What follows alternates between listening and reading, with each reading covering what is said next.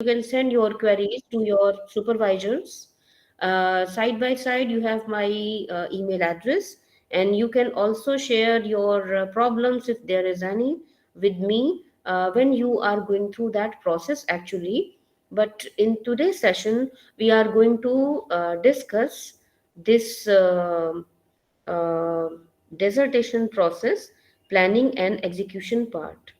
So, in today's session, we are going to cover our each and every minute detail regarding conducting a project and giving it a writing format so that we can share this research with others. Since the beginning, we have been talking about gap of knowledge or what is this research process, which is actually, I have been speaking about it. It's a kind of a very balanced kind of interplay between logical validity and empirical testing of that logical hypothesis. So overall, just one second, yeah.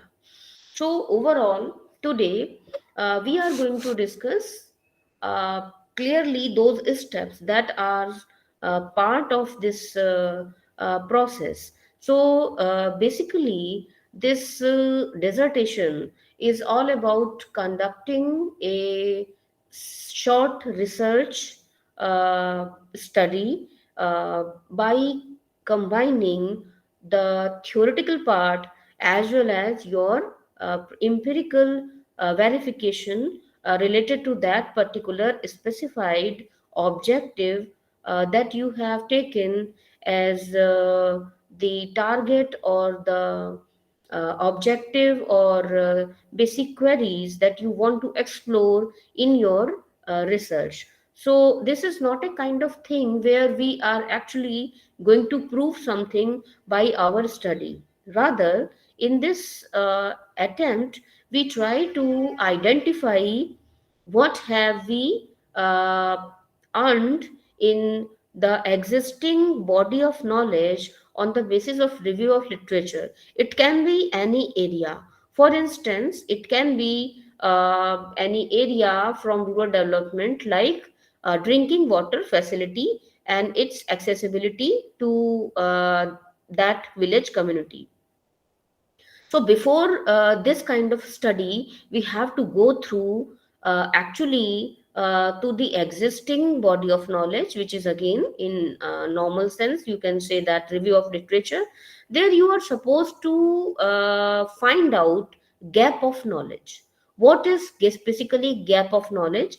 Gap of knowledge is all selecting that particular area in the form of a question where either those research questions are not answered at all, or if there are questions, then they have been explored in earlier researches. Those are actually considered as partial answers to those research questions. So research is always going searching for some new dimension related to one topic on which so many researches have been done. So it's not a very important point, whatever is your topic. It doesn't matter what is your topic, but what is most important is the planning process. There, for our clear cut understanding, we can subdivide this whole process of conducting a project, conducting its research, and then giving it a writing format of a report like dissertation. In this process, in this theoretical and empirical process of scientific investigation, we can subdivide the whole process into three phases. First is the beginning, that is all the planning part, that means formulation of the objective, that we have already discussed in hypothesis, how we place it in the form of description, in the form of statements, or in the form of questions, that is interrogative, or it can be in the form of a null hypothesis. So those are propositions, but actually those propositions can be either inductively coming from that particular review of that particular a particular kind of experience or encounter, or that can be deducted, because there are two types of process that we have discussed: induction and deduction. In induction, we try to locate, or we try to formulate the hypothesis on the basis of from particular to general. So induction is always from particular. It That means it can be a kind of encounter, a kind of experience in your real life situation as a researcher, and then you try to understand what is this phenomenon at all, and then you are trying to explore that kind of research that we have discussed in the exploratory research category.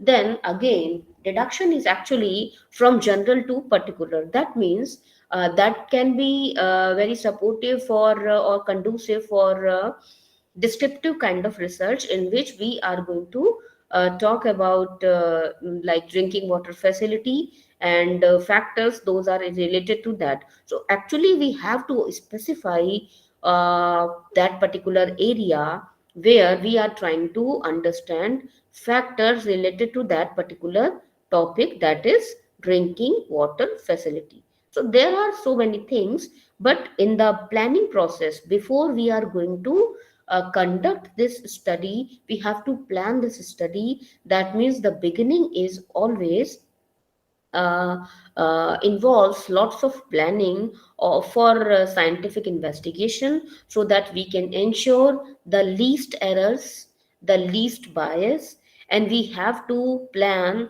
research tools so that we can minimize that those errors and those bias, and we can ensure valid data. So all this process is actually the part of the planning process, which actually belongs to the beginning stage. Then the second stage is that at the time of actual uh, uh, empirical study. That means despite of the whole planning, there can be a possibility that you may find those research tools are not helpful for acquiring valid data, or there must be some other sort of inconsistency that you may experience at the time when you are going to the field in actual life situation as a researcher. So this is the middle part where we can accommodate actual problems with help of our research tools, and that is why there is a very fine line between that beginning of the project and the conducting of that research project or scientific investigation. And what is that? That is the testing of all the research tools, the testing of those observations. For observation, we use observation guide. For those testing of research tools, we conduct pilot study, so that we can test our research tools and we can ensure that tools are actually very fruitful, prolific, and productive for a kind of valid data and reliable data. Then you keep going, you do lots of things like you collect basic information by conducting household surveys. Then you can also use other research tools such as case studies. This is the actually the middle process, but in the end part is most crucial, because when we have conducted this research and we are coming back from the field area, then most of the time uh, actually that is the very problematic point of research, in the sense that when you start categorizing that data, and when you start writing your analysis and categorization, then for every generalization that you are going to place, that you are going to write down in your report, you have to substantiate it, and it has to be logically valid. That is the problematic point, because report writing is a very fine kind of uh, thing, or the step in research. That means we cannot tolerate a single mistake or laxity in any of these phases. That is the beginning of a research project, the conducting that research project, and the final part, that is the report writing. So if you go to this e-gyan course, there you will be getting one very complete kind of document provided by IGNU for dissertation, and they are covering almost all dimensions. Every query, everything is almost there. So, this is my humble request to all of you. Please go through that document in detail. Don't read it in a hurried manner. This research project or dissertation is a very crucial part of your learning in this course. So, this is my humble request from all of you. Please go through this document thoroughly, and try to understand what is the requirement, because in this way you are actually going to understand what are realities of a scientific investigation. So, saying all this well in advance as an introductory part, now let's talk step by step about these uh, steps. So, first of all, when we are talking about research project, that means before we start conducting field work, we are supposed to uh, go through a full-fledged preparation, because in the last step there cannot be it is not possible for you to incorporate any new thing. And the problematic part is that at that time you will be short of time. So this first of all, the funding problem, and the second is time constraint. Because of this money and time constraint, this is a basic requirement for all of us to prepare our thesis, our report, since day one, when we are planning this kind of dissertation or uh, project. So, first of all, there is a basic question: why, what are key objectives behind this overall this scientific investigation in general, and scientific investigation in rural development in particular? So, first of all, the prime objective behind this kind of exercise, behind this dissertation assignment, is actually to understand and learn about the complex realities of rural areas. Because unless and until we are going there, we cannot complete, we can't claim about our understanding, because theory part is clear, but actually this theory that we have been reading or studying in several branches of rural development, but actually there are these situations are dynamic. So there, in these dynamic interplay, factors are almost inextricably interwoven with one another, and there it is not possible for us to understand which factor has to be can be taken as independent factor, while the other factor are not interdependent factors. So the problem with this kind of situation is, it's like a question, what comes first in this kind of situation. Because whenever we are talking about multiple factors related to one situation, like for example, let's take drinking water facility. Okay, but you can say that drinking water facility is not a very big problem for households those are owning their own source of potable water. But the question is that if you are going to relate socio-economic indicators of a village community with that access to potable water, then you are going to understand how socio-economic conditions of a community are actually going to differentiate between the access of people to safe drinking water. So there are socio-economic factors that are playing a kind of role. Now you can say, okay, it's a kind of sweeping generalization because government is providing so many facilities there, and even in the time of at the time of drought kind of situation, a government is sending tankers there. But again, there is a question whether all those categories, caste category or any other social category like gender category or native versus refugee category, there can be several categories. So, are they getting, do they have equal access? Do they have equal access, or is there different kind of factor which is playing a very decisive role?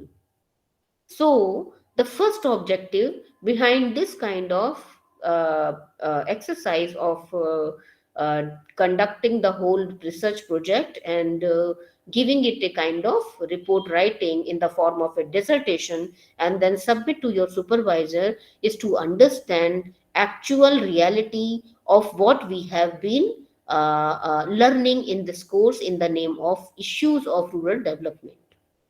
Second is that in this process, all of us will be able to persuade ourselves as a researcher, and we can explore our interest as which areas we are inclined to learn a lot. Because it's a kind of a very wide kind of a spectrum. Even in terms of water and sanitation, there are so many dimensions. So I have a senior, her name is Padmajan Iyer ma'am. You It is very my it's my I consider myself very fortunate because I have worked with her. She is an international fame in water and sanitation. But we'll be very surprised to know that for more than 2 decades she has been working in this field of water and sanitation. So during conducting this process, all of us are receiving that kind of actual opportunity to explore our interest, our inclination to specific areas of social research, because there is always a requirement of developing a kind of specialization in a particular area. Then third objective is basically just not just a research. If a very basic question which is going to be actually going to come in the mind of our family or the person who knows us, but he or she is not part of this particular program, the other person is going to ask you how is this program is going to help you in your employability. This is a very basic question, because we are not here only for learning.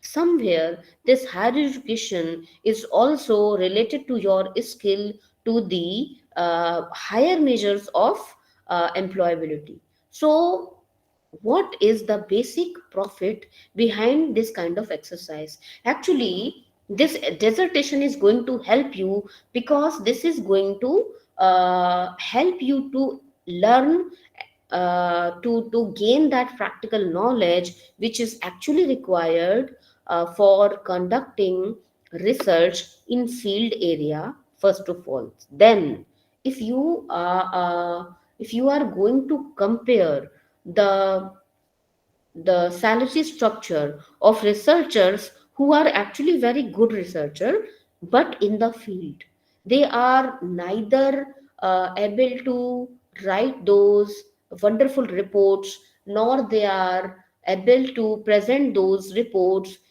in front of their international donor agencies, then there is a kind of sharp decrease. So, if apart from being a good researcher, if you are very good prolific writer, number one. Number two, if you are a very good analyst. Number three, if you are very good in your communication skill, not only at the grassroots level but also in the your presentation team, that means it is going to enhance your employability. And this dissertation, this assignment is a very good opportunity for all of you to learn all these linking steps, because just you are doing lots of hard work when you are there in field, but actually someone else who is as good as you are in research, but that person is getting a very high income, very high employability, in terms of also not just salary but also diversification or the decision making or the choice to choose accordingly in that particular job diversification stream as to what to do or what to prioritize. So this kind of opportunity you will be receiving more in case you are going to develop these skills of conducting a very good research and at the same time analyzing, categorizing and writing that report as well. So these are very important aspects which are actually very practical, and of course they are going to help you in terms of increasing your employability. So this is also a kind of experience for all of you, because in future time nobody is going to give you so much time to write those chapters. Here you are actually supposed to be in touch with your supervisor right from the beginning of the formulation of the topic, formulation of the objective.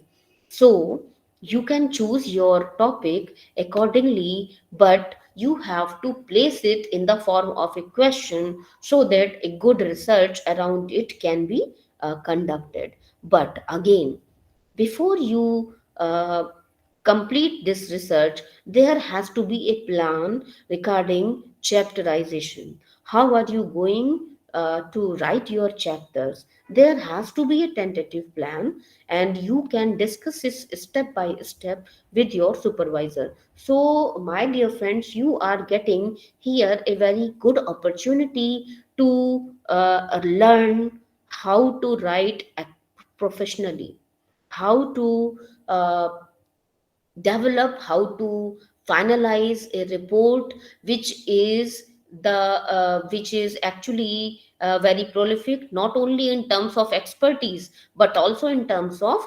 uniformity, because despite of so much knowledge, it is not easy to incorporate all that knowledge in that one report. There are limitations, so you have to prioritize how to write and when to write, and there has to be a particular planned scheme. So in this whole process of formulating your objectives, uh, framing your research questions, then conducting your research, planning your research tools, sharing your pilot studies, and then when you start writing your chapters, you are supposed to send chapter by chapter plan to your supervisor in Word format.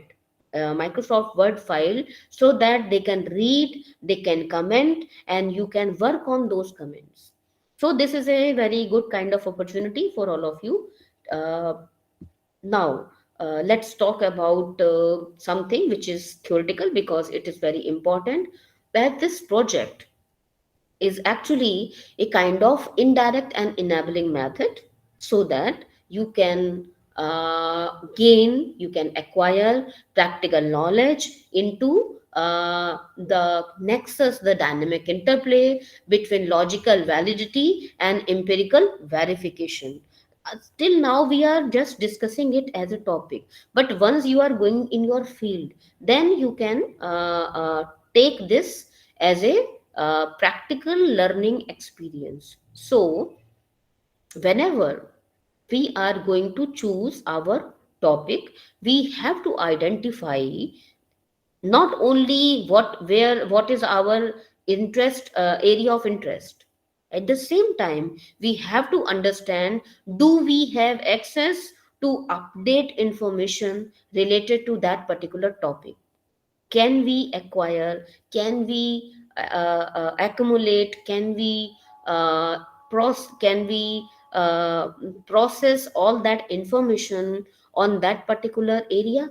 So whenever you are choosing your area of interest, it has just not just absolute relation with your interest only. Rather, you have to understand whether it is researchable or not for you. It has to be conducive to you.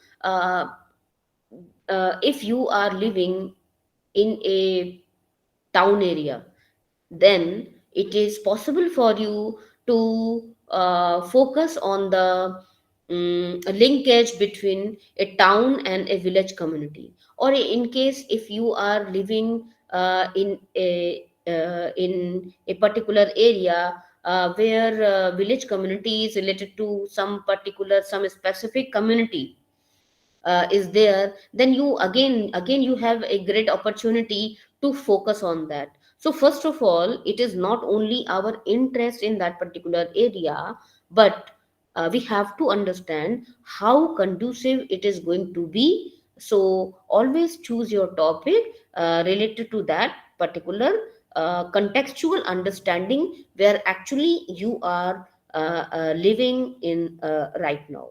Okay, then second thing is which is required is that before you understand what are key objectives in your research, you have to understand that these objectives are not going to appear naturally in front of you. All they are always coming to your mind by reading and rereading literature available on that particular topic. Now, how to do a kind of comprehensive review of literature for identifying those objectives? I have told you a, how to say, a tailor-made kind of solution for this thing. In this tailor-made solution, you can divide all those studies into two parts. First of all, categorize them in three categories. Number one, international reports or secondary data. Number two, national reports or secondary data but on national level. And third, local understanding, local availability. That means always, whatever is your topic, these three levels are going to help you from global to national, then from national to local. You have to go from general to particular related to that particular area. So these are three levels. Then let's talk about that tailor-made solution to identify your objective in a short but practical manner. For that purpose, uh, try to search what are key classical studies, milestones in that particular. Then try to read it, uh, there are so many reports that are actually available. uh, Somebody has raised hand. Hudada Nuri, uh, do you want to say something? Please unmute yourself. We'll be happy if you are going to discuss something.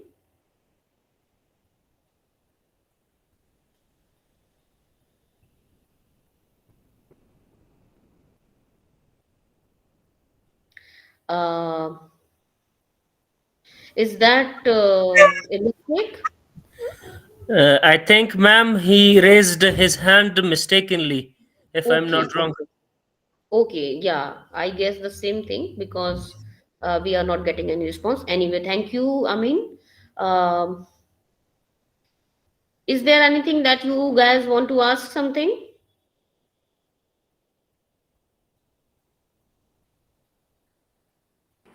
Thank you, ma'am. We will have some discussion at the end, I think. It's not necessarily a kind of rule. If there is any query, there is any observation, there is any reflection which is actually coming in your mind right now, don't hesitate. Try to raise your hand or drop a message in the inbox so that we can incorporate, because sometimes those ideas we miss those ideas because in the end there are other issues as well. With those issues our mind is going to be occupied. Okay, so if there is any, we can discuss it. Okay. All right, well noted, ma'am. Thank you. Okay, okay, okay. So in this kind of tailor-made options or the tailor-made solution to identify, you have to actually find out what are key classical studies in that particular area. Straight go to those studies, read them, but read them. This is going to be the most important rule for all your life if you are going to be a very good development professional or a researcher. Read those reports, but through a perspective of a critic. Don't admire those researches, don't admire those studies. Develop a kind of critic in yourself at what is missing.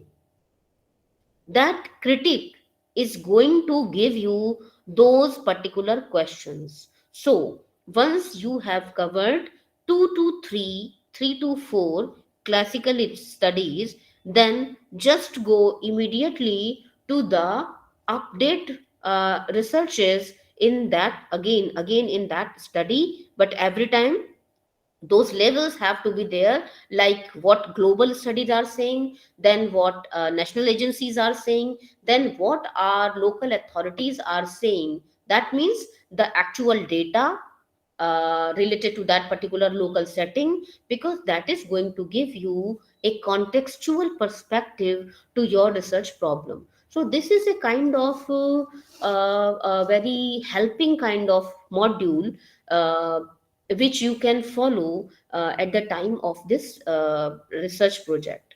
Before you select a topic, all these are actually a part of the planning of that research topic.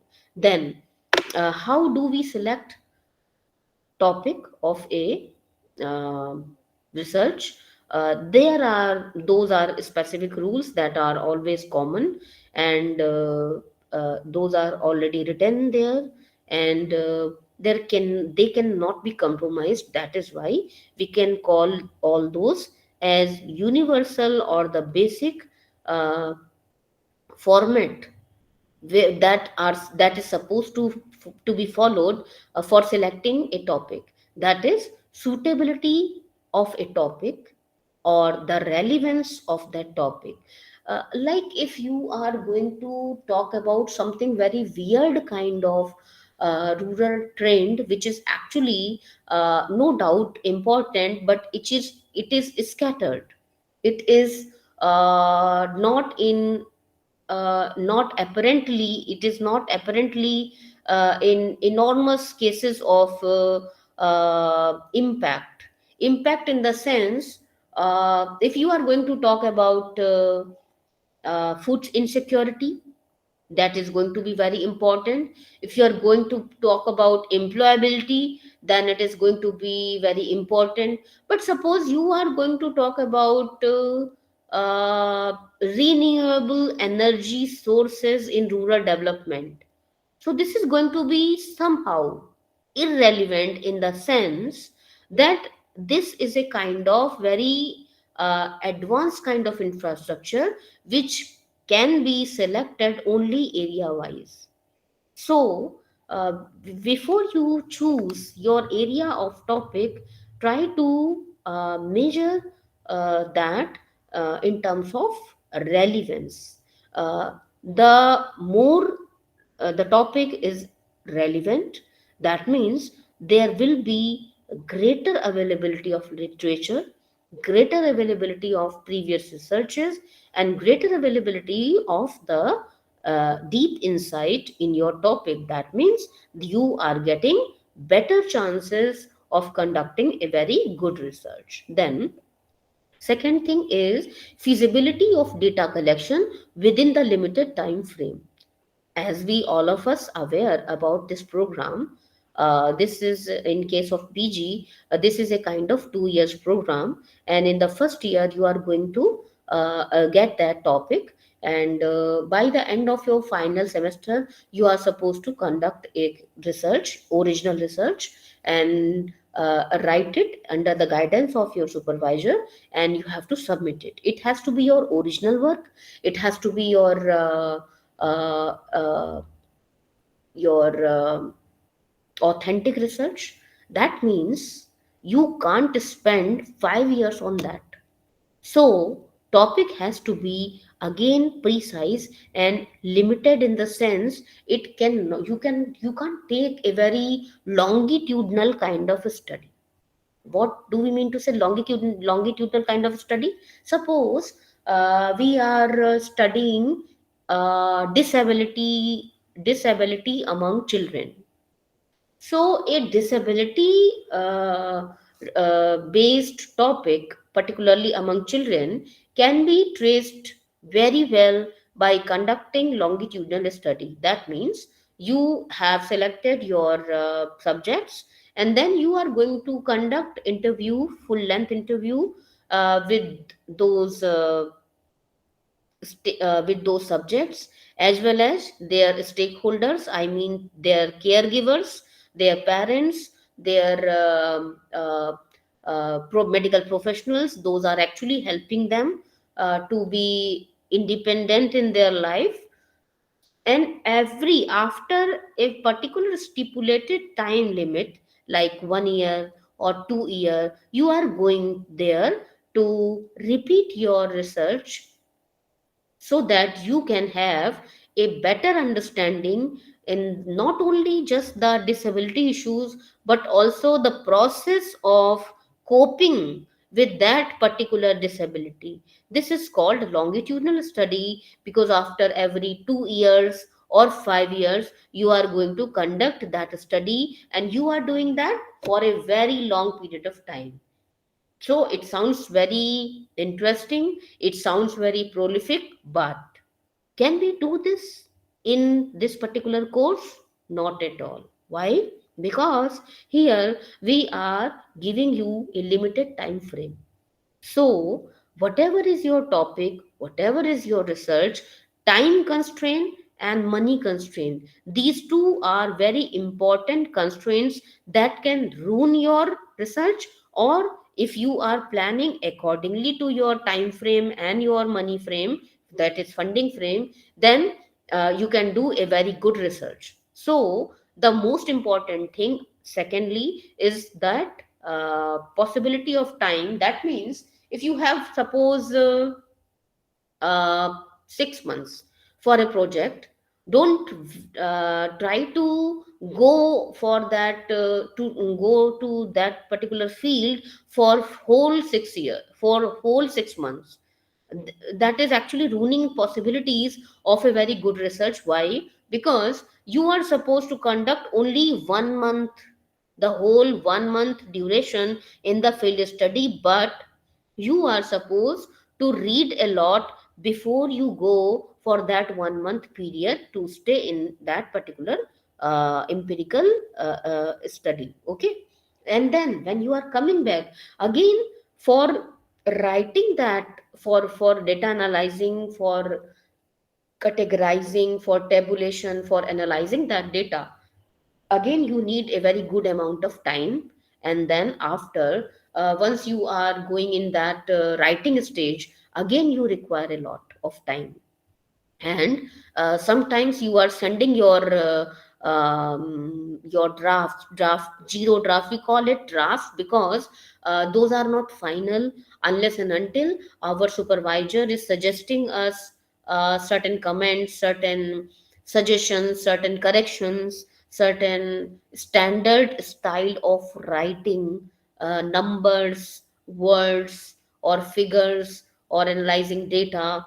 So it's a very long process. That means, for if you are getting 6 months, that means you have to spend 1 month only in the field study, while for 15 days for at least pilot testing, for at least 1 month for the whole planning, that means a review of literature. And at that time, particular time, review of literature, whenever you are going through an article, what is the best way?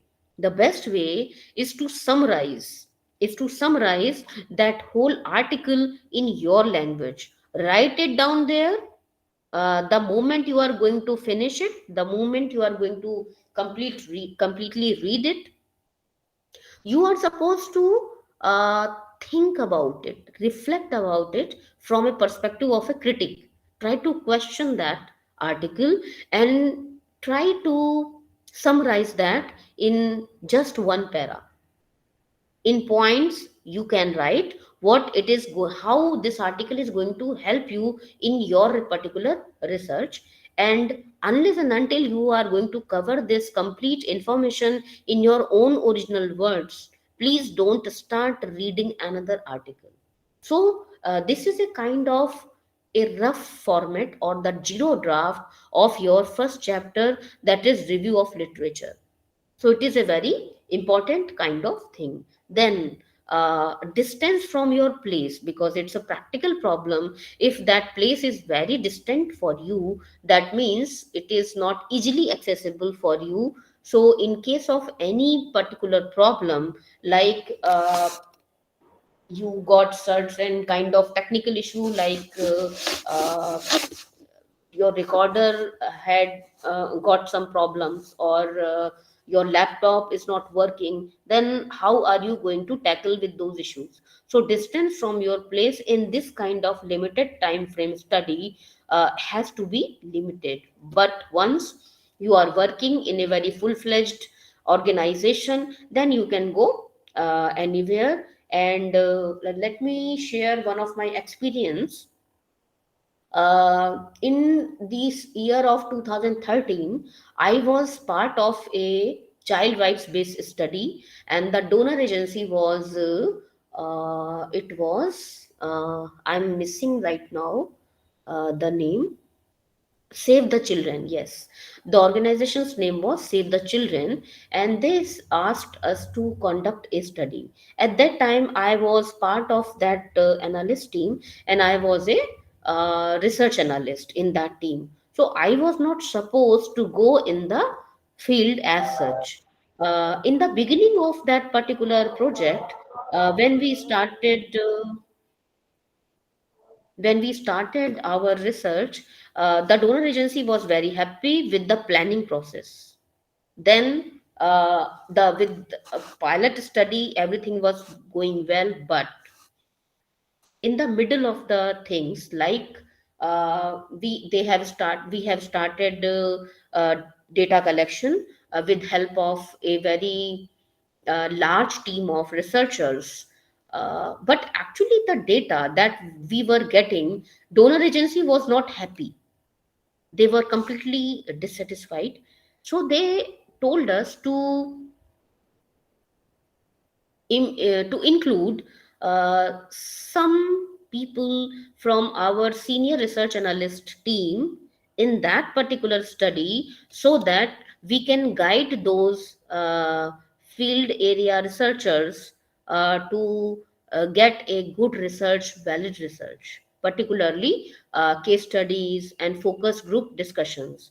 Because to communicate to children is not very easy, and to win the trust of their caregivers, that is their parents, their teachers, their grandparents, uh, it is again not very easy, and particularly when the child is vulnerable, like if he or she was subjected to some sort of molestation cases, or some sort of child neglect, serious issues of child neglect, then again it is very impossible kind of situation. So they requested us to include some of our research analyst, senior research analyst, to be part of that particular field study.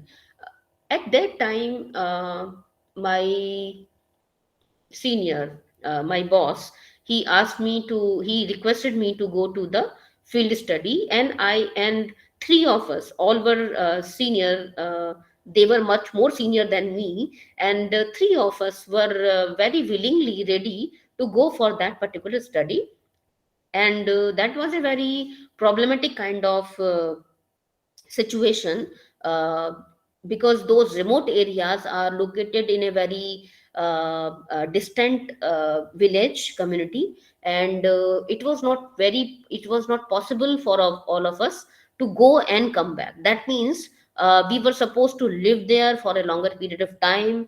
We were supposed to conduct our whole study from there. But three of us were very happy, and we immediately became part of that area based team. Then the donor agency was very happy, and you will be very surprised to know that I was getting too much offers for better employment after completing that particular study. Because they asked me, you didn't ask for remuneration, you didn't ask for a raise, rather you just said yes to this kind of offer, to which most of senior researchers are actually going to be reluctant. So what was our answer? Three of us, we all answered the same way, that now this is our study and we have to give it our best, so that you can get the best of this study. And we are not here to bargain. But after completing that study, you are getting a kind of the whole shower of very good employable opportunities, too much raise in your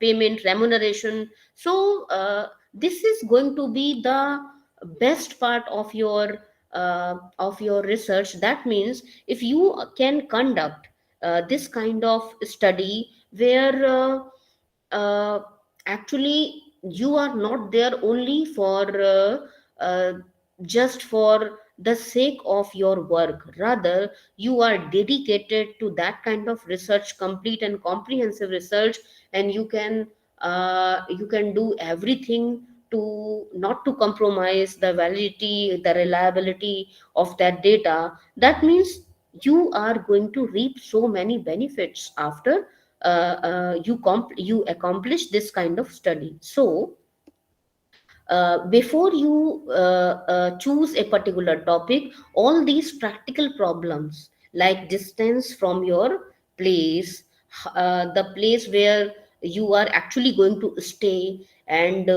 again the knowledge of local language, their local customs, and at least there must be certain contacts that are available in that area. Because only then, once you are going to think about all these practical problems, only then you will be able to conduct a full-fledged good research. So these are very important points, and not only for this, but again when you are going to be a part of some international development agency or the national agency, again these are very important factors, because at that time you will be working as a research analyst team, then those are actually requirements of the infrastructure of your research team. So this is a kind of a whole full-fledged planning, like you are going to stay somewhere not for the fun but for work. That means the whole purpose is to conduct a good research which is valid, reliable, and moreover, it has to be completely authentic and original. So preparation of this kind of project proposal uh, has always has to be based on the guidelines. These guidelines are very crucial, are very important. Why? Because even in future, when you are going to work as development professional in leading agencies, there will be certain guidelines by every donor agency, whoever he or whoever that organization, and national or international, that donor agency has to be very specific in the guidelines. So the very first thing that has to be in the first concern is the guidelines that behind that project proposal. So here, that is why I was requesting all of you to go through that particular uh, document, which is available in the name of dissertation. Please go through that, because it is going to be the basic document covering all those guidelines. So this guideline is not just here, but it is going to be every time you are going to conduct any good study. Either it is here as part of a student in this program, or as a development professional in some other leading national or international agency. So the first thing is, what is your guideline? That means, what is the client organization or the donor organization is expecting you how to write and what to write. Of course, the content, after you are going to conduct that research, then you are going to discuss with them in detail. But the style of presentation, that always has to be there by that in the form of that guideline. So during the once you are aware Sorry, about, ma'am. yes, I'm really sorry for interrupting. please, I please. just had a short question that the guideline is uploaded in the LMS or somewhere else if you just want to just go through Yes, that. yes, it is it is available there in eGyan Kosh, and this is written there. It is dissertation document, and in case if you are not getting that, let me know about it. First, search it on your own. In case you are not able to do that, kindly let me know. I'll be mail it. Okay, I'll be Thank mailing you it to very you. much, ma'am. So, as a follow-up question, so it means that there is a particular or a special, how to say, template from the university when we need to just work through on that, or No, different. no, no, no, not temp. In terms of temp, look, this guidelines means it is going to be a very wide kind of thing. Okay, we are not Mhm. going to grab your hand that no, no, no, you can't write in this font, you can't choose that font. But let me tell you two, three things. Like, there are certain uh, uh, rules that are always equally goes with all kind of documents. I'm not talking about presentation, I'm talking about text documents. That means you are always supposed to write in Times New Roman. The font is always Times New Roman, and they have always there in your laptop. You can see that main body part always will be in 12, and the side headings will be in 14, and the main headings will be in 16. So that is all there. But the guidelines means a general outlook. That means there is a whole list of topics from where you can choose your research topic. But again, you can also choose a topic which is actually not included in that list. Okay, you can choose another Okay, topic, ma'am. but the purpose of this document is to help you, because I am with you right now for 2 hours, but that document is there, how you can write it, how you can, what is the actual sequence. The sequence is most important. What is the sequence of your document, and what documents you are supposed to submit as part of your dissertation, that is more important. Okay. And how you try to uh, uh, incorporate everything from the beginning till the end, like, although you have used your research tools, but still it is a very good practice if you share your research tools in the end part, in the name of appendix, in the end part of your dissertation. So one by one we are going to discuss about it. In coming slides you will see that. Okay. So Okay, ma'am. Thank you very much. I got your point about the guidelines. Of course, it will be a big document, but I yes. just wonder that if there is also some templates that that's good at least that there is no any special document and we can just work in any documents. So using the opportunity, the participants are also asking for 10 minutes breaks for the Maghrib prayers. Okay, And okay. you can just continue. So about the document, actually, I am two times tried to are you there, ma'am? Okay, okay. No Uh-huh. worries. If you don't get that, I'll be mailing it to all of you. Okay. So It let's will be take a highly break. appreciated, ma'am. Okay. Let's take a break. Okay. Thank you. We'll be resuming after this break of 10 minutes. Thank you, everyone.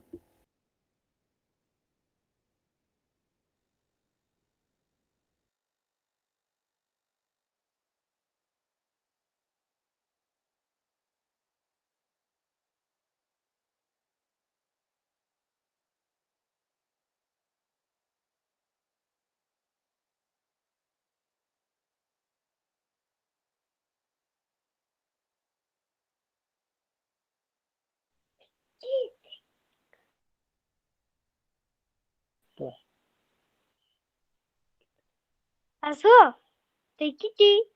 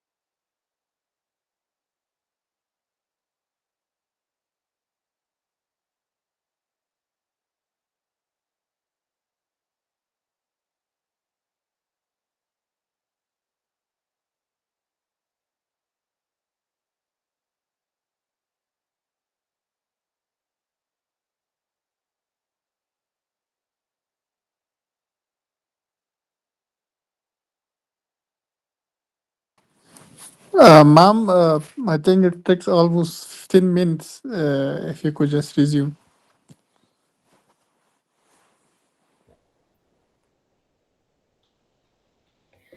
Okay, so this is nothing special, but it is written there that you are supposed to do report writing, and chapter wise you are supposed to be in touch with your supervisor, so that we can assure that this is going to be an original and authentic research on your part for the completion of this program. And you are supposed to submit dissertation online only after you get a certificate from your supervisor. And till then you can write, you can rewrite, you can send, and you get checked those drafts chapters, and then you have to incorporate all that. But once you get that certificate, then you have to again incorporate below the cover page, and then you can submit this dissertation uh, in the LMS finally. And this is the final step. Then uh, if you look at those research tools that can be used for pilot study purpose, those are all kinds of interview guide, observation guide, case study guide. There is another that is focus group discussion guide. Those are skeletal structures, uh, and those are skeletal or guide in the sense those are not the whole list of your questions, but only part of bullet point, in the form of bullet points, where you can remind yourself, so that nothing very significant or important is going to be completely missed. So this is the purpose behind this kind of uh, research tool testing. Actually it's a kind of testing, but actually this is part of research tool preparation, because unless and until you conduct this kind of uh, guide or uh, pre-testing kind of exercise, you can't assure that these research tools are good for this particular research. So during preparation of these tools, try to accommodate this kind of testing. Either it is an observation guide, or it is a case study guide, or it is a kind of focus group discussion guide, where you can have all those important areas. Regarding those areas you can ask questions. Those questions are not written there as such in these pre-testing stage, but yes, those aspects are always there. Like if you are testing for you are conducting a study for drinking water facility, then observation guide will be suggesting you whether what is the distance of that water source of drinking water from their household. If it is located outside, then what is the distance. Number 2, how is the what is the level of cleanliness around that source of drinking water. So there can be several things roughly written in the form of those observation guide or case study guide or interview guide or focus group discussion. So the main purpose behind this kind of tool is to test those research tools in terms of acquiring valid data. I think this slide, okay. Yes, and then after categorizing uh, this kind of this kind of analysis, then once you are getting those data, when you start getting that data has to be well categorized in the term of in the form of charts, in the form of this can be a pie chart, this can be a bar chart, this can be a line chart. But apart from this tabulation, those figures uh, can show your data easily at a glance, and those are actually a kind of very good supportive kind of tools for the final report writing. So these maps and pictures, particularly the maps and pictures, because in your senior group, when I was going through all those drafts, when they were sending those reports of dissertations chapter wise, I have marked one thing in to all of them: there were neither maps nor pictures. Those are very important, and actually those maps, those pictures can make your report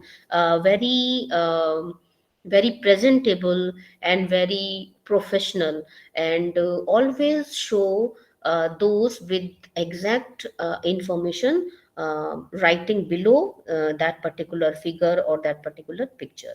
So we have discussed actually this part. Now we are going through this slide so that we can understand once again. We can have a quick review of what we have discussed, and what is most important, as in the beginning of a particular research project. For example, for this final production of this final dissertation, the whole step, those are actually the planning of that research, is actually the beginning of that scientific investigation. That means you are supposed to follow certain standard pattern that I was telling you, as there has to be a uniformity. Like you are supposed to introduce your gap of knowledge, your area of research.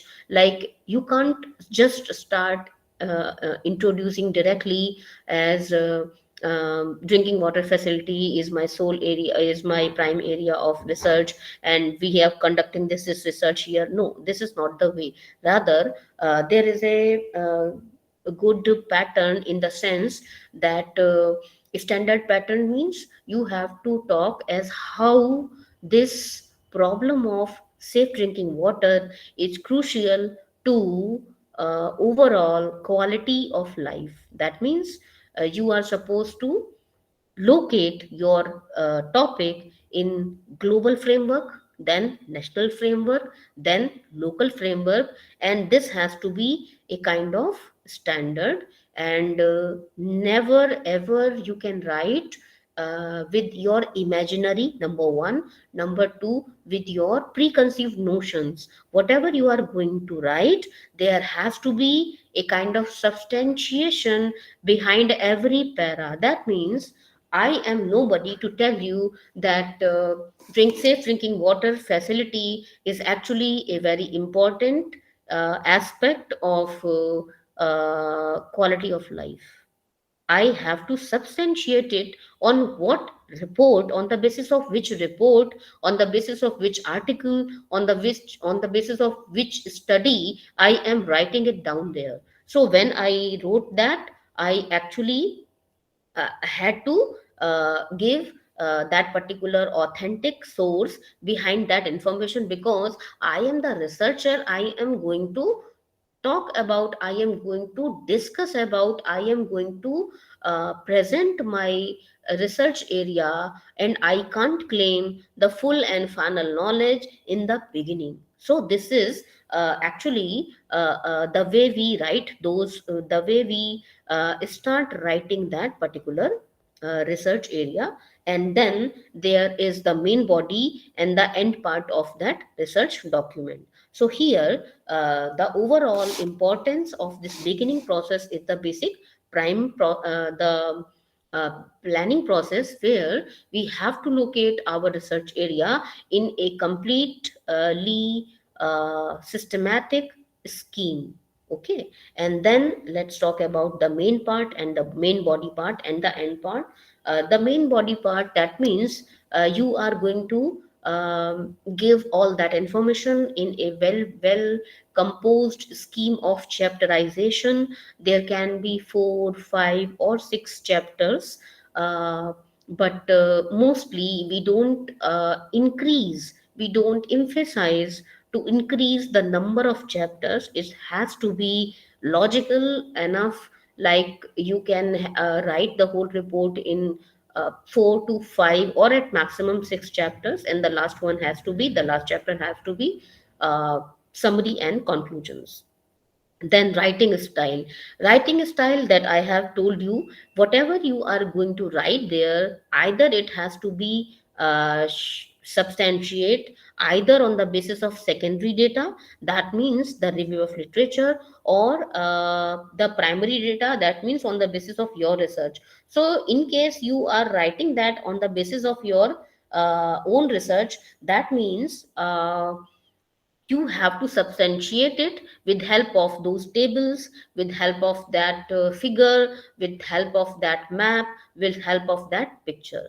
Then it is not only important to simplify, to generalize your data, rather we have to make it more professional, we have to make it more academic. That is why we need multiple sources, multiple research tools, so that we can substantiate our observation. Number one, with help of case study. Number two, with help of focus group discussion. Number three, with help of interview schedule. So this is going to substantiate your primary data very well in a professional and academic style.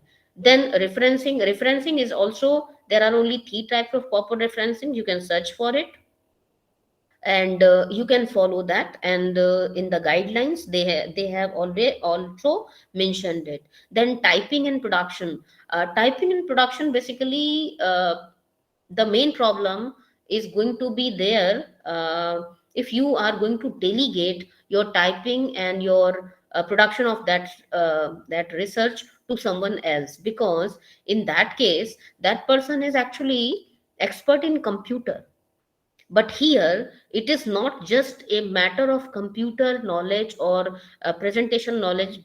Every time you have to check it, every time you have to edit it, every time you have to go through that, because that person who can be a very good technical expert for typing and for displaying and for formatting purpose, but actually that person is not able to understand how those graphs actually missed the most important information, that is the scale. Only you can understand that mistakenly the scale has been deleted from that map, from that figure. That means it is going to be completely useless. So whenever you are not typing, you are not producing, you are not formatting your report on your own, you are supposed to be on double alert. Okay. Then tables and figures are again supposed to be checked and cross checked again with that particular main body, whether they are inconsistent, whether they are inconsistent or consistent with the whole scheme of research body. Okay.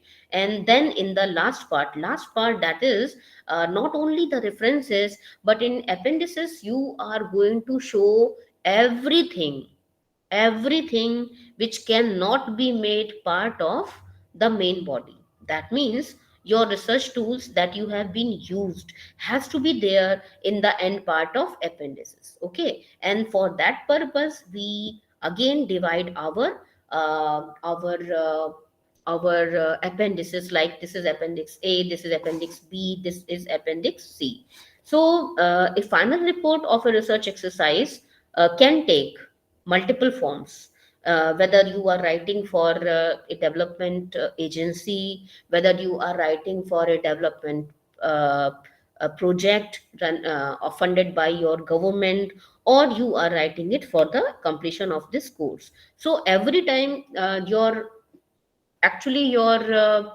claims are supposed to be suitable. For instance, here all of us are students, so we can't claim that we are suggesting these changes in this development programs, because on the basis of just one time study you can't suggest, because we are not we cannot claim that we are development professionals here. Here we are only students, so we can say that it can be observed on the basis of this study that improved access to drinking water facility can affect health outcomes of children uh, in multiple ways.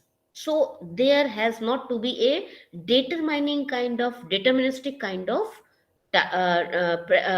display in your language. There has always to be a possibility. It has to be neither should nor it has to be completely a normal in the sense that you are substantiating, but actually there are certain constraints. So there is a possibility, or these are things that are apparently observed in our conducted study, but you can't be decisive in your language. Then for the clear understanding, I have divided these basic information that you are supposed to incorporate as per the sequence in the part of your final report.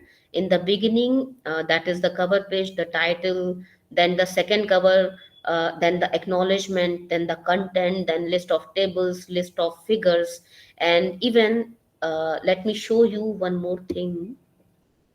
Here you can say that the whole information that is the beginning of a report, that is the first column of this report,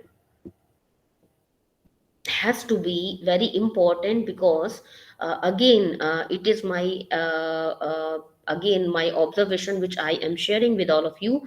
The senior batch, none of us could produce me a glossary, and a glossary is a very uh, good tool to make your study uh,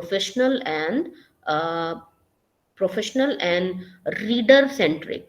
In readers, glossary is actually very important. It is a short term dictionary for explaining those technical terms and phrases, because the problem is that because we are part of this area, research area for the whole time, so we are under impression that these things are very common. Okay, but the problem is that maybe it sounds like this common thing, like I am talking about safe drinking water, but one must be aware what are you what do you mean to say safe drinking water, because they are drinking from well, they are drinking from hand pump, they are drinking from the tap.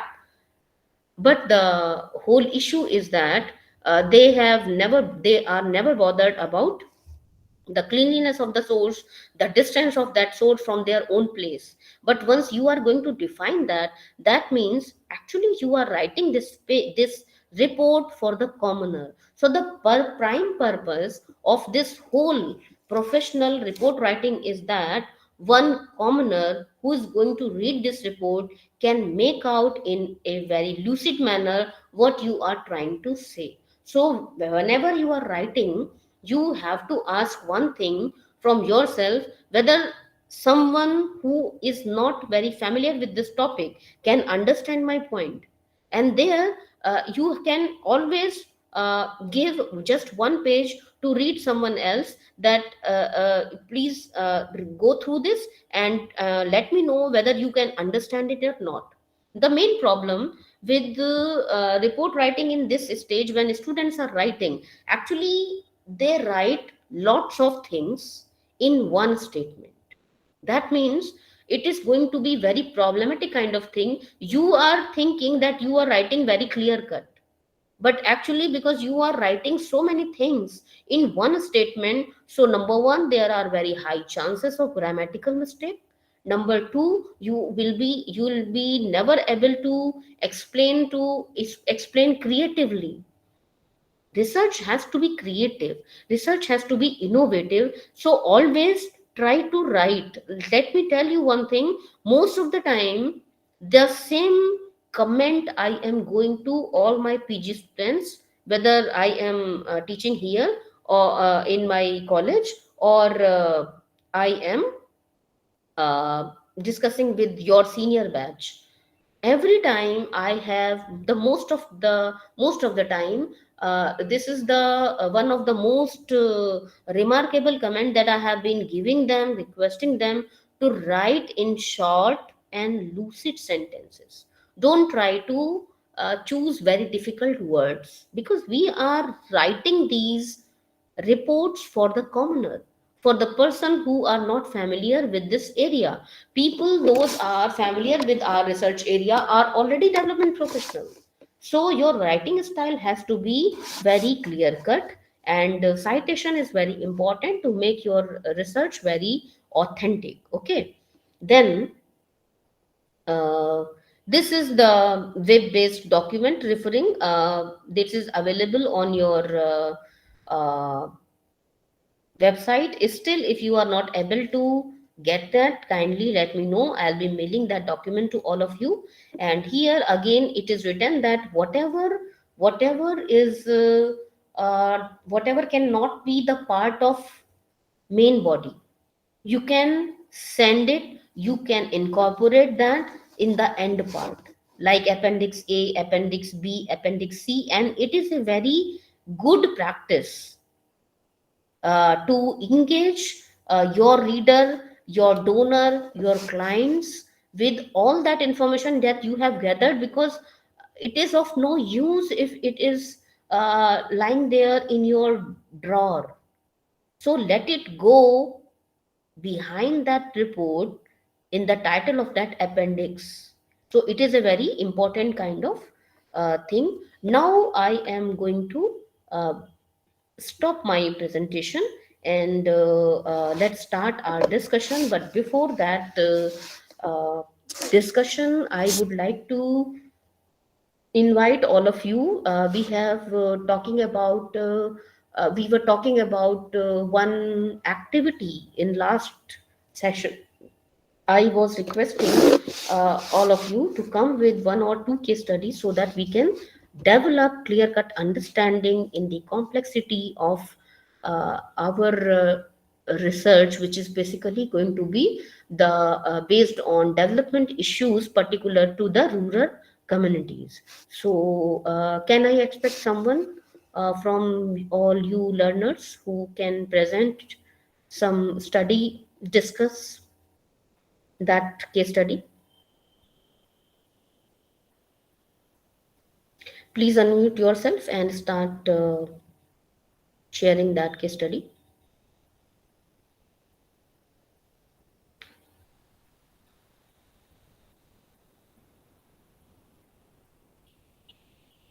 Navid, are you with us? Yes, ma'am, I'm here. So, Uh, can you please share your case study in case you have? yeah, of course. So actually, I thought that I just shortly brief the whole the summary of the case study, Okay. which I was also shared with you. Hmm. And even to make sure it is a brief, if you want to just want to be in English or in our local language, both I'm okay with that.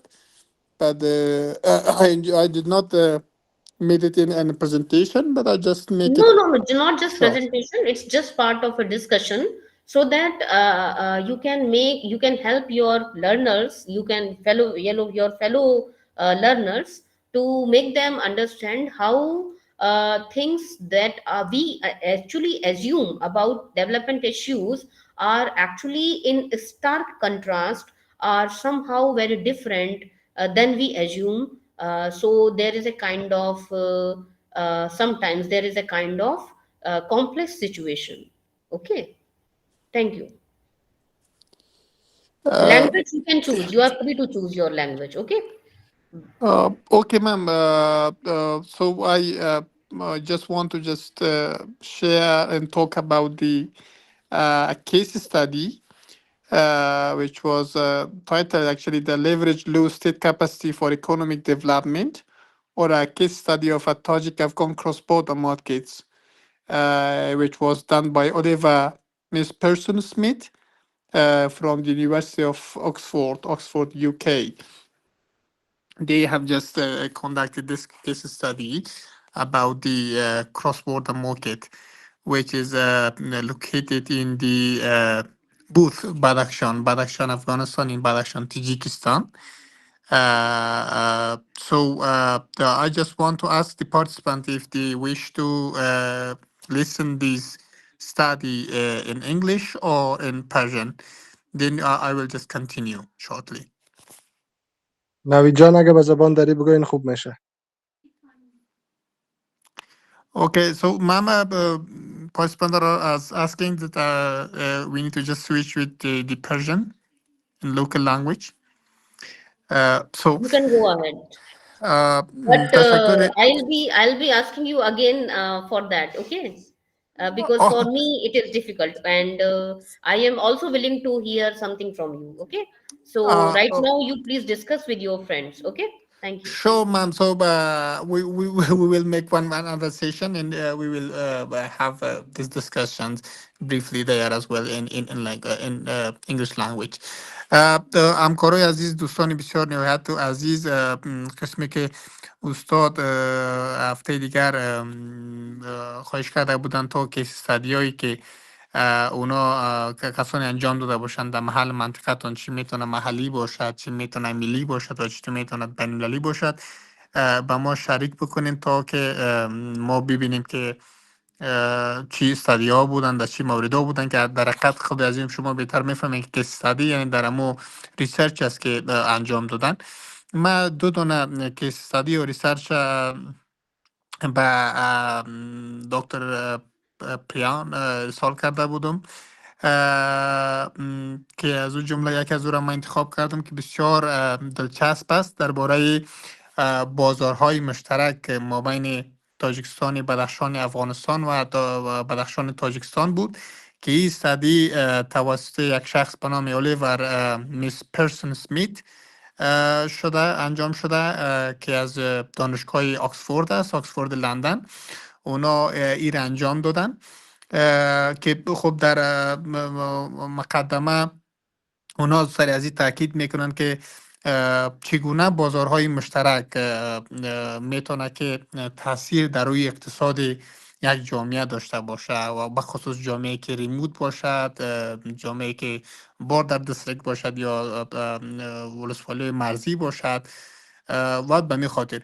قبل از اون ما میخوایم یک معلومات کوچک بتون، ممکن یک تعداد شما آگاه هستیم که از سال 2003 به بعد بازارهای مشترک ما بین تاجیکستان افغانستان، بدخشان تاجیکستان و بدخشان افغانستان ایجاد شده بود که در 5 موقع قرار دارد: در ساحه ولسوالی اشکاشم بدخشان، شغنان بدخشان، جامرج بالا، نسای درواز و همچنان خواهان.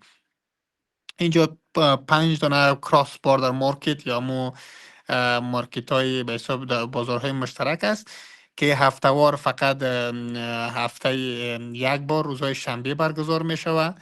در اوجا به هیچ تکسی وجود ندارد، مالیات از فروشنده گرفته نمی شوند. هر دو طرف میتونن جنس های خود در یک جایی که مخصوص جور شده اوجا ببرن، بگذارن بدون کدام مالیاتی و چیزا و بعد هم به فروش برسانن. اما اینجا یک محدودیت وجود دارد که همه فروش ها فقط میتونند که به شکل پرچون باشد، نه عمده، و چیزهایی که مجاز حضرت طرف فروخته می شود. باز در این استادی روی از یک گپ اشاره میکنه که خب زمانی که شما بهتر میفهمین که تاجیکستان استقلالیت خودم میگیره و بعد هم دمو سیول وار یا بگیم جنگ داخلی تاجیکستان شروع میشه و بعد از ختم جنگ داخلی اقتصاد اونا با کاملا از بین تقریبا میره و به خصوص بدخشان تاجیکستان که یک ساحه کاملا دور افتاده هست و از نگاه اقتصادی بسیار عالی هم متاسفانه متضرر هستن. بازی یک افورت شروع میشه به خصوص از طرف اکیدین آخان دیولپمنت نتورک که ما و شما به نام دفتر آخان یا شبکه انکشافی آخان میشناسیم در اینجا. این یک کار شروع میکنه، گرچه موضوعات هم هست از دو طرف اجازه نمیشد، به خصوص موضوع امنیتی که نشود کدام مشکلی از آدرس افغانستان به تاجیکستان شود. به هر صورت با تلاش ها این کار اتفاق میفته و بعد هم یوروپیان یونین فاندز یا پول یعنی اروپا و همچنان بخصوص خودش تنها باز دوباره خود جرمنی و چند کشور دیگر همچون با کانتریبیوشن یا بگیم یک پولی که خود یکی دین هم میته این بازارها ساخته می شود.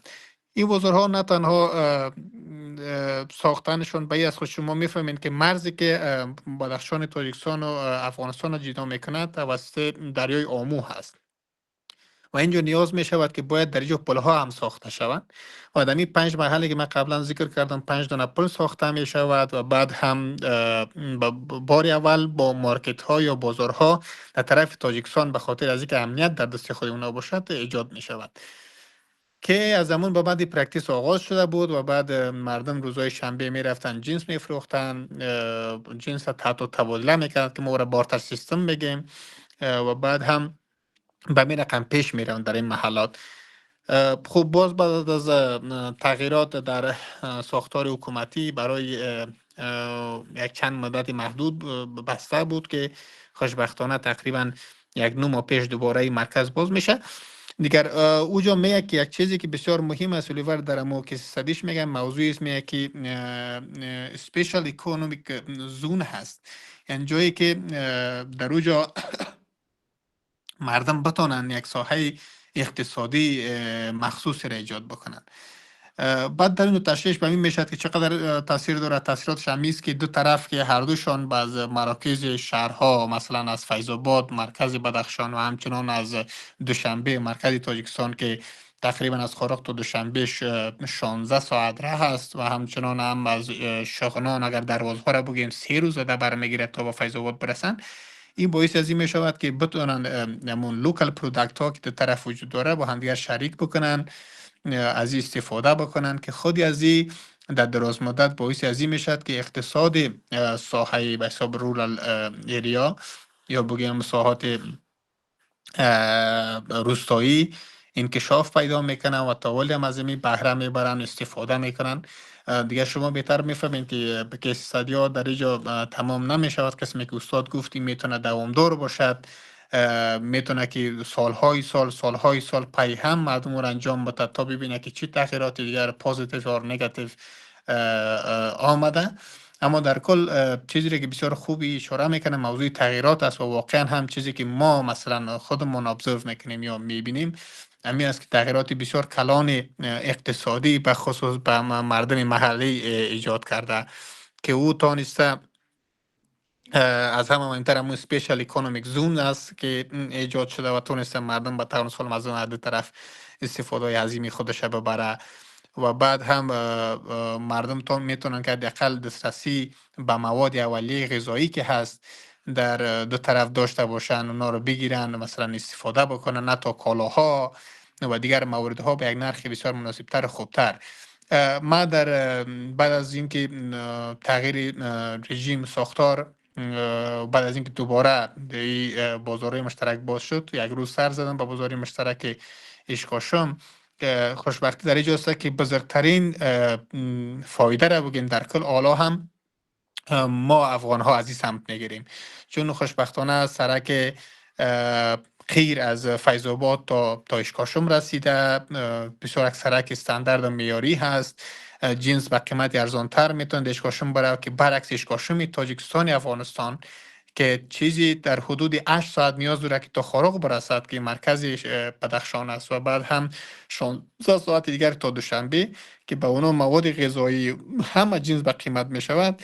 اونا میتونن از بازار مشترک افغانستان استفاده بکنن و ما بیشترین یا بگیم بزرگترین فروشنده را در وجود داشتیم و بعد همه فروشات از ما هست. اونجا فقط غذا یگان پلاو یگان چیزای تاجیکی پخته میکنن، یگان غذاهای کوچک، یعنی هنوز هم فایده بزرگتر و کلانتر ما از این بازارها در کل استفاده میکنیم که بخصوص در این اوضاع اقتصادی فعلا و بعد هم همون ریت بلندی پاورتی ریت خودش دانسته که یک نتیجه مثبت داشته باشه که بدون شک ای به خاطر اقتصادی تقویت اقتصادی محلی مردم محل و به خصوص ولسوالی های مرزی که ما شما مانمی بارد دیستریکت میگیم یا ریموت دیستریکت میگیم تاثیرات خودش داشته.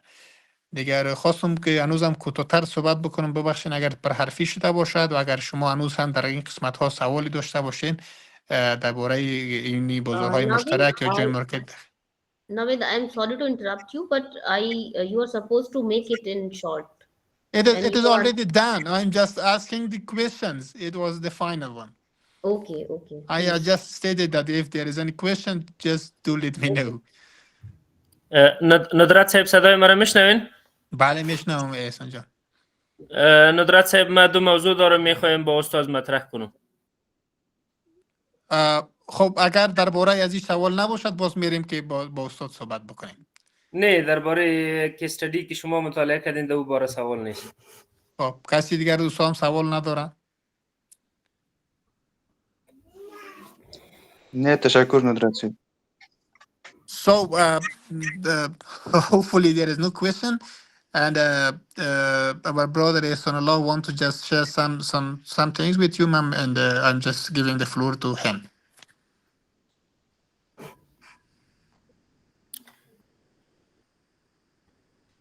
Ehsanullah جان بفرمایید.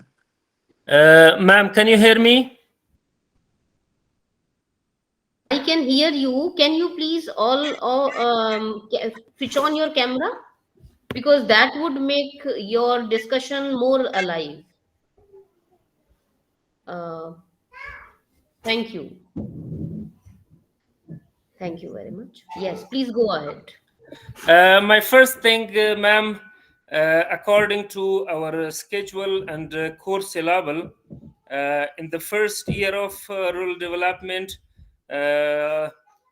we have 4 subjects and 1 dissertation, and all of these subjects and dissertation are 36 credits. And at the end of each year, we have dissertation. My question is that necessary to have a dissertation at the end of each year? The usual is to have a dissertation when you complete your degree. I mean, at the end of second year, it is necessary. Why we have dissertation at the end of each year? Actually, they are giving you more time. So they give you this kind of thing that you are supposed to start that process well in advance so that you can have time, you can have interactions, communication with your research supervisor for a very long span of time so that you can be trained in professional writing, in research, in that process of review of literature, in that formulation. Every minute thing takes time, because when you are reading and you are appearing for assignments or the exam, that is easy. But when you are conducting a research in your real life situation, it is very confusing kind of thing, because we are full of so much preconceived notion and we are not aware about our bias. Okay, so the whole purpose is it has to be started earlier, because in the end you don't get that time. So this is for the time sake only. Okay. Is there And any is there any difference between the dissertation of first year and the second year? as far as my knowledge is concerned, you are supposed to conduct dissertation only once, not twice. So you can ask them a query on your own, and I'll be asking for them on my behalf as well. Okay. Okay, Ma'am, I think there is no need, and if it is not, actually, we can just call it unprofessional, that we should have 2 dissertation and Yes, 1 yes. the course. So as If ma'am someone said, had, yeah, if someone had that query, there will be 1 dissertation, of course, but we will start earlier because of so that that we are you can get beginner. We time. need to just Yes. start, yeah. Then we need to just save the time and make sure that the end And of the you course, can yeah, learn, and you can learn yeah. that professional and authentic documentation. I am telling you very frankly, in your future thing, in your future assignments, nobody is giving you so much time. Those are the lucky one who are actually working with such kind of benevolent seniors, okay, because everybody is occupied with the assignment, so everybody is running around. Nobody is there to read your whole document and to suggest you in bits and pieces. You are getting this kind of opportunity, so please try to start your dissertation, your planning, your research project as soon as possible, because it Uh, would give you more learning in research methods. Yes, please. it means we have one dissertation, but in the first year, it is the first part of the dissertation. Am I right? No, a dissertation have no part. Dissertation means you are supposed to conduct a good research considering this time frame. Suppose you are able to accomplish the whole research in your first year, okay, Hmm.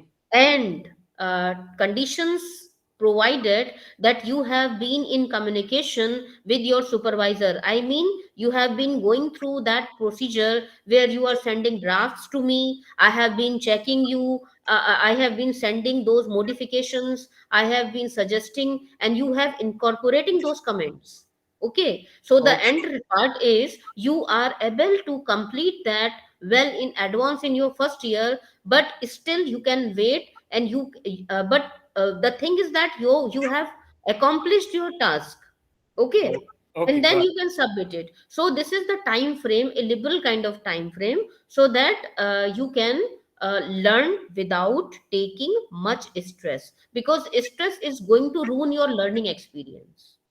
okay, Research is got never a very easily kind of thing that can be done like a 2 minutes noodles, okay. Mhm. Research is something that is going to haunt your reflection, your observation again and again. Try to enrich a critic in yourself when you are conducting any research, either for this completion, the completion of this program, or in future for any other purpose, okay. Okay, got it. One other thing, ma'am. But Uh, still I would request you to please mail your RC team, so that they can guide you, and let me ask them on my behalf as well, okay. okay, okay, I will do this. One other thing, ma'am. Yes. You said in the previous lecture to find some case studies. I found two case studies. One is done by UNICEF, and the second is done by UNICEF. I reviewed them quickly, and I wanted to find out what are the hypotheses, if the hypothesis proved right or wrong. But in the entire case studies, they didn't talk about hypothesis. I'm confused. Is this necessary to, in a case study, talk about hypothesis? What's the hypothesis they have made? Is the hypothesis proved right or wrong? Is it necessary? And I will No, share no. those case studies with you through email if you want. No, no, no, no. The problem is that you are dealing here, and it is very natural. When we are in this beginning stage, we are going to get confused with everything. Actually, case study is a kind of research tool. It is not the whole research. So neither you can test your hypothesis, nor you can generalize your hypothesis or your findings with help of that research tool, just one research tool, because in your whole research you are going to use so many research tools like observation, interview schedule, or it can be focus group discussion, it can be survey method, there can be several.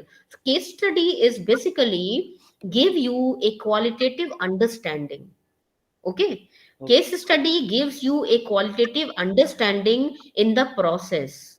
For instance, this fellow, your fellow participant, Navid, he was speaking about one special economic zone, okay, and that was in located in the area where state governance is not too much, you can say, in practice, in their real life, okay, but still they have found something very productive that is actually enhancing their uh, economic outcomes. employability, or you can say higher wages, or higher income remuneration, or you can say higher profits. But take for example, to substantiate this kind of understanding, what can be done here, we can uh, take a case study intensive. It is always intensive research tool. We can conduct a whole case study with one of those sellers who are one of the most profit making fellows from that market, okay, from that particular zone. And we are going to ask them at length. We are going to show this that person's picture, and we are going to inform about all those struggles, about all those barriers, and about all his achievements, how he has been coping with all that, with all those barriers, and ultimately he has started earning well, despite of being located in a critical kind of particular area, that is the border area. So this is going to serve like a very good study, because it is giving you a full-fledged understanding in the process of that struggle, everyday life, and the situation, and then how they are going to tackle with those challenges, not only by their own efforts, but also with help of some other sort of infrastructure, like these special economic zones are providing them certain infrastructure based facilities, or funding some other kind of help. So this is going to serve like a case study, okay, Hmm. Okay. not the whole research. So you can't test any hypothesis, you just develop a better understanding in the process of that particular phenomenon. That is the purpose of case study. So we should find which kind of research uh, to learn about how they're making hypothesis, how they're Have proving. you have you been any time in a location which is not familiar to the location where you are spending your whole life? Like if you are a city-based person, have you been ever there to some village which is very remotely located? Have you been there? No. No. Where are you living? I mean, it is a city or it is a rural Ma'am, community? uh, actually, I was in Pamir in Wakhan corridor, the Okay, most remotest area the most of remote the area. Afghanistan. So Yeah, yeah. unless and until you are going to uh, stay at least in a remote area which is remotely located, you will never be able to understand what are their basic problems. When we are living in city, we are having this internet, we can connect ourselves with this phone, you can attend this lecture by using your device, either it is your laptop or it is a smartphone, okay. But in a remotely located area, you are not able to upload one single document in your mail. So that's a kind of thing which is going to actually challenge your perception, because this is a well connected world, we all of us are aware. But actually this kind of reality is going to challenge your perception, that what is all about this connectivity, because you are not able to be connected just because one physical constraint, because you are right now located in some remote area. So if you cannot get that internet connection, how are you assuming about though that safe drinking water, that employment generation, that good schools for your children? So there are lots of things. So by help of case study here, the whole purpose behind this activity is to challenge the your perception as a researcher, because you are living in your own world. But once you are exposed to the complex realities of rural communities that are located in a distant area, there can be several things that are actually completely in stark opposition of your perception. So this is the whole purpose for this particular case study. Okay.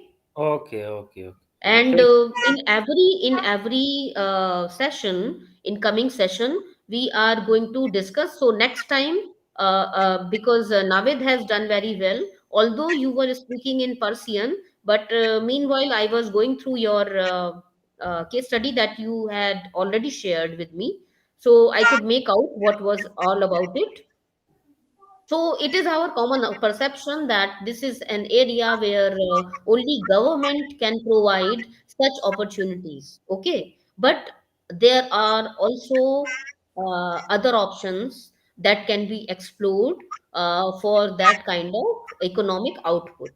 So this kind of self case study can help you to understand what options are available depending on the changing situation, complex situation of a particular empirical area.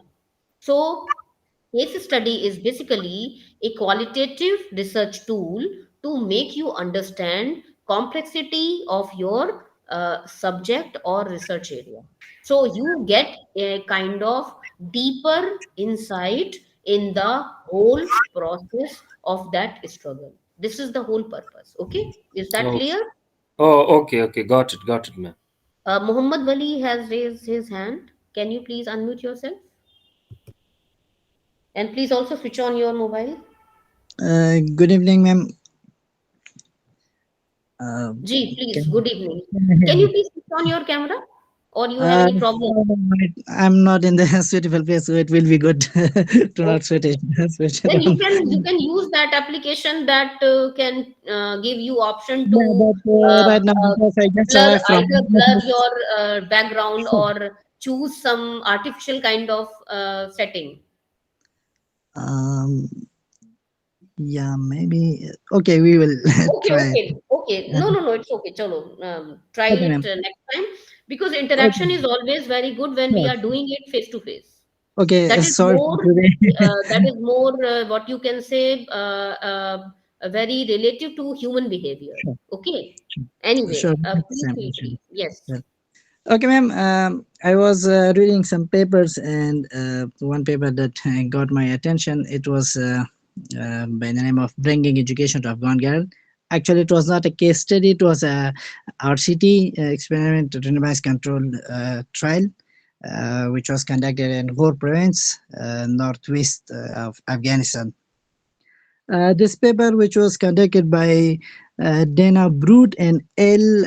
Linden, I hope I pronounced it correctly. Uh, it was conducted in 2007 and 8 because it was a randomized trial, so they needed at least 1 year. They conducted a randomized controlled trial effect of, and they wanted to examine the effect of a village-based school on children's academics performance. They used 31 villages and about 1490 students. They divided these 31 villages and to 12 groups, six treatment group and six the controlled one. But due to the conflict between the tribes, they couldn't survey one of the treatment groups. So finally, they got five treatment and six control groups at the all. Actually, I wanted to go to just explain it in more detail, but since the time is very less, so I will try to be as brief as I can. In You Afghanistan, can tell us in short yeah, yeah, what got your attention. What is the best part, or what is the most important uh, understanding that you got from this study that you can share with Sure. us. The final conclusion of this study, which got my attention, was that a village-based school in province, it increased the girls' enrollment by 52 percentage point. Actually, it's not percent; it was 52 percentage point, which was about 17% higher than the enrollment rates of the boys at the same schools. And also there was like a 0.65 standard deviation increase in the scores of the girls uh, conducted actually in the same. The sample was in the whole province. That was something fantastic which got my attention. And finally, which we can conclude, we can draw a conclusion that even the conditions are harsh in Afghanistan, but just a village-based school can increase the girls, especially by 52%, which means they uh, for sure whenever we talk about the enrollment of the girls and education of the girls, there are many things that occur in our mind, many questions that maybe this because of the tribal effects and maybe because of the culture or the other things. But the thing is that if we provide them facility and if we provide them a village based school, that will increase the enrollment of the girls. That was the final conclusion, which was fantastic for me. Thank you. Thank you. Your effort and Navid's effort is too good for the day because, first of all, it is very important for this interactive session. And the second thing, I also just want to understand how uh, uh, how your perception about rural development is going to be changed with the help of in the process of this course, because that is the key purpose. This is the main purpose behind this course. Okay, employability and everything comes after it only. The first thing is that means our capacity to analyze, to understand, to develop a deeper insight, that has to be improved with help of this kind of particular course. Thank you very much. Is there anybody else? Mia Abdul Musawwar Mikhail has also raised hand, and Muhammad Hussain Hussaini. Can you please unmute yourself and switch on your camera so that we can hear you? Yes. Please unmute yourself.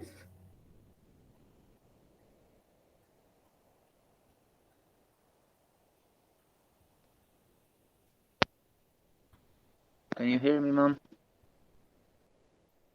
Yes, we can hear you. And if Uh, there is no connectivity issue, then please switch on your camera as well. Are you hearing me, teacher? Hussaini, can you please wait for a 1 minute sorry, because ma'am. Mikhail has started. We are Ma'am, coming back to you. Yes. I have a short question about topic selection. You mentioned some points Okay. about relevance and irrelevance of a topic to select it for Yes. our final project. Yes. Uh, Actually, rural development have different points like economically or educationally or health. We talk about health facilities or electricity. As I'm working Yes. with the national electrical company, uh, I think collecting data or doing research about renewable energy or sharing energy to customers or remote areas or rural areas will be easily for me to research on it. Yes. Is it Yes. possible, Agreed. or Agreed. do you have some problem to choose like that? No, never, You mentioned never. some. Uh, Let me add one thing. Who is going to be the best judge, the best decision maker to identify which topic is suitable to you or not? Actually, the researcher, I mean the you are yourself competent enough to decide which is relevant or which is not relevant, in the sense, if like you have told me that you are working in the area, and you have that kind of understanding, and that you have better access to that kind of infrastructure, you can have better access to that kind of documentation, you can have better access to that particular policy, that means you are in the best position to access that primary and secondary data. That means that topic is relevant. Okay, Oh, am I thank you. clear? Yeah, Yes. yeah, thank you, ma'am. Thank you. But a person like me, I am sitting here, and I am planning like a dream that I am going to conduct a project in this area of renewable energy, that is going to be catching a something unimpossible. Okay, sorry, something Oh, impossible. So the whole purpose behind that suggestion is not just about renewable energy. I was just taking it uh, for just the case in point. In case you have better access to that particular area in terms of number one, secondary sources, number two, primary sources, then definitely that topic is going to be completely relevant. Okay, so yeah, yeah, thank you. thank you. Is that all, or and can we add now Hussaini? Hello, ma'am. Good evening. Uh, Are you also not going to switch on your camera? uh, I'm sorry, teacher. I can't. Okay, next time we are going to do Uh, it like a rule, okay, okay? okay, no problem. Because I want to have this complete interaction, okay? Okay, no problem. Let's try this hybrid technique, this hybrid platform to make this experience as human as possible. Uh, Anyway, please go okay, ahead. no problem. Teacher, as you know that most of us are losing our connection during the meeting, so it means that most of us don't have sustainable connection, internet connection. So Yes, I yes. see that we have just three lessons that are uploaded in YouTube channel. I am saying that if you and the IGNO organization uh, upload lessons as soon as possible to the YouTube channel, it's very good for us to review as soon as possible for us, and it's very good for us to review the lessons in next day or when we have access to that.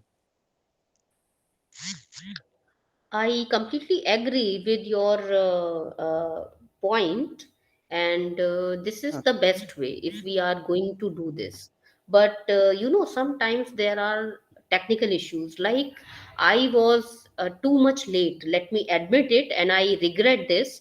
But I was late to share my PowerPoint presentation with all of you because due to certain things, as well as my bad health, I was just bedridden, and I just missed this point that I had to share my PowerPoint presentation. So sometimes these things happen, but yes, in that case, you have my email address. You can remind me, and please feel free, because I am accountable to all my learners. The way you are accountable to ah, me, similarly I am also okay. accountable to you, and this has to be very transparent, very democratic. So it is my habit generally to share my PowerPoint presentation as soon as possible. Now I have access to all of your mail by help of Navid. Again, we are very thankful to him. So I am not going to lose a single minute. Let me just wind up this session, and I'll be sharing that PowerPoint presentation with all of you. This is what I can do immediately. Okay. And then, because I told Okay. you every time, like today, we are Oh, discussing unit 7 and 8 from block 2. So every time we are showing there, sorry, that is the coming time. It is going to be the coming time. Today we are discussing dissertation, and you all have that schedule. I think that you all have that schedule well in advance. So for your better understanding, you could get access to that particular document before you are going to appear for this kind of presentation. So that is going to help you. Okay, so the text document is available, and the PowerPoint presentation is going to be made available on the day. In that case, you are not supposed to be dependent on that YouTube channel. In that case, you will be independent. Oh, You can, like, you are going okay, to sleep, and you can just plug your earphones, and just lie down and just close your eyes and just keep listening this PowerPoint presentation, or the recording, or you can read that text. If you can convert that in audio file, that again can help you. So at least you have to go through that text document at least twice. And once you have gone through that document just one time, then you are supposed to go to come back to this PowerPoint presentation. Then it will be very helping to you. If you are going to go through this PowerPoint presentation at first, then definitely you are going to miss some important points, because due to time constraint, we can't discuss, due to limited number of slides, we can't incorporate everything in this presentation. So this is my request every time. Please try to go through that document well in advance, and go through a very at least twice, before you are coming to this lecture. Okay, okay, and that's totally true, ma'am. But there is a point that some points and issues that you are saying are not in document or even in many other documents. So that's necessary for us to have for that recording you have video my of for our that meeting. you have my mail address. For that you have my mail address. If you are thinking like, I try to, and all of teachers, though all those teachers, those are concerned about your learning, they are going to incorporate several things new, because those textual documents are old. Whatever is written even 1 month back, so there is a gap of 1 month, na? That means we have so many new things. So research is like, it's a not just theoretical knowledge, it is also practical knowledge. So I try to incorporate those insights, those tailor-made solutions for you, because as a research student, I have also gone through those through that process.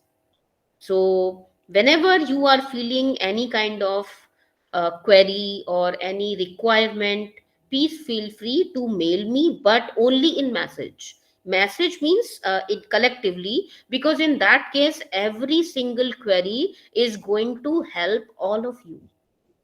So we are here for collective learning, right? Rather than personal face-to-face learning, that I am just going to share one thing only with Navid, and I am going to share another thing only with Muhammad Wali. Okay, one query can help to everyone.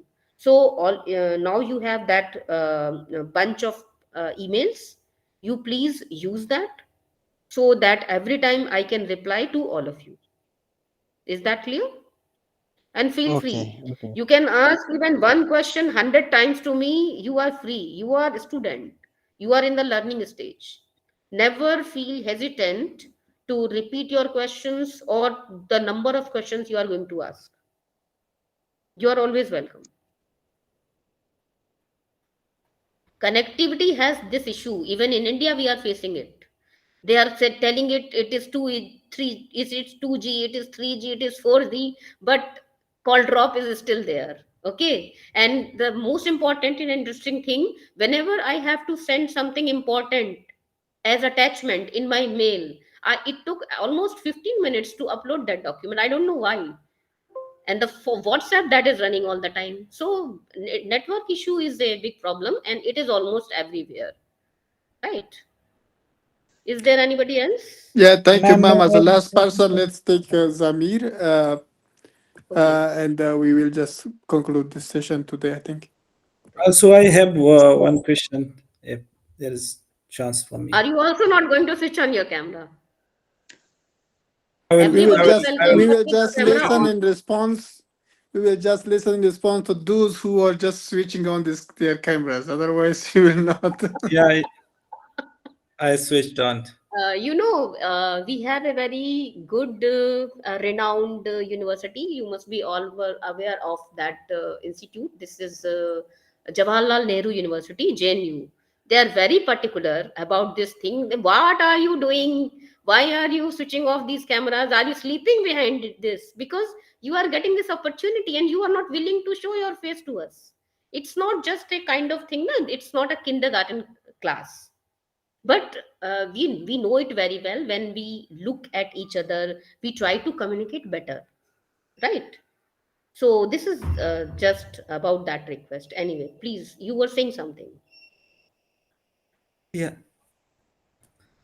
Thanks, ma'am. I had a request that would it be possible to share with us one final dissertation as an instance that may be cleared by you recently, along with one pager briefing that explain from like where we can start from where to where in a short procedure. So Hmm. can go through on it, and based on that we can have a concept and better understanding, and that can help us to start work on our own dissertations in case studies. Yeah. Okay. Your suggestion is actually apparently very prolific for the learning, but actually it is against, just against the very basic idea of social research. Research is all about originality and authenticity, right? No, So I whenever, mean that we can have a concept from the one let case me study that we will let me finish definitely first. we will definitely we will Let have me finish the first. depth. Yeah. Thank. Um Let me finish first. Even if we have that kind of document, also I have, but actually those are submitted to IGNU, and IGNU then is the final authority, is New Delhi team of IGNU, right? So unless and until they are going to publish that online as these are online documents of submitted thesis, and you can get access to that. Okay, that is the right procedure. Why? Because at that time it would serve like a secondary data for you. Okay, you Okay. can search for this kind of dissertation on IGNU site, official site, and in case you are getting that, that is good. But in any development agency, or either national or international, you will be very surprised. We all the time we are requested by national agency, I mean government based, and as well as those international agencies, they don't allow us to share this document anywhere else unless they through their own website. So for this purpose, you can go to directly to the website of UNICEF. Okay, UN organizations are providing short document, small document, large reports on various topics. Even I had shared certain links. So if in case you are going to through a document which is submitted in the name of dissertation, you are somewhere going to limit yourself to that limited framework. Research is not for this. Research is thinking Wali is going doing very well, but actually Muhammad can do much more better. There is a possibility, always a possibility. So let's not compartmentalize that dissertation. Then now let's talk about the clear cut understanding. I am very sure if you go through this dissertation document twice,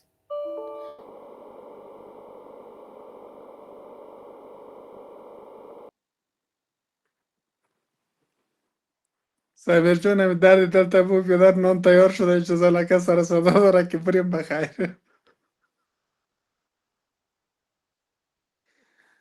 Okay, Zamir, Thank you, sir.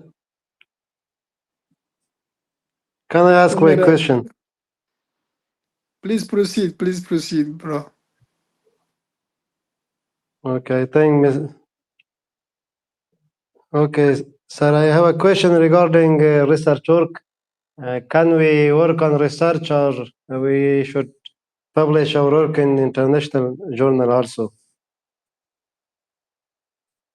So let's wait for the professor to respond this, but I think uh, the other step of publishing it in a journal is a more professional way thing.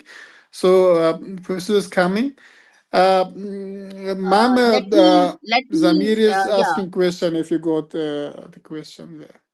No, no. Actually, my laptop was switched off due to battery output. Okay, Same it is here, sharp ma'am. now. Same here. That is why we are a little bit Okay, so this is trash. going to be the last session of the last question of today's session, and you can collect all those questions in your WhatsApp message, and in coming session we are going to incorporate all those again. Okay, so who's the person going to ask us next question? Sir, my question is regarding research work. I have experience in publishing paper in international journal. My Nice, question very regarding good. that, can we publish our research work in, by the help of our supervisor in international journal Pardon, pardon. also? I can't understand your question properly.